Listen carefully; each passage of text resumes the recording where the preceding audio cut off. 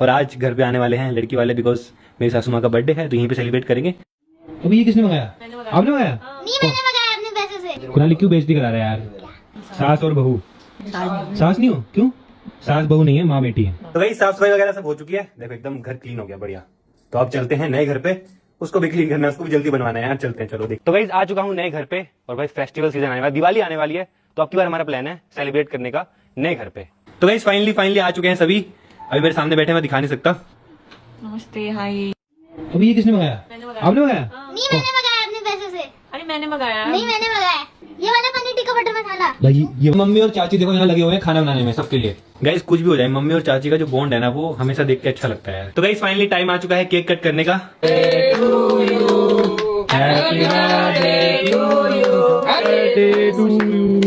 time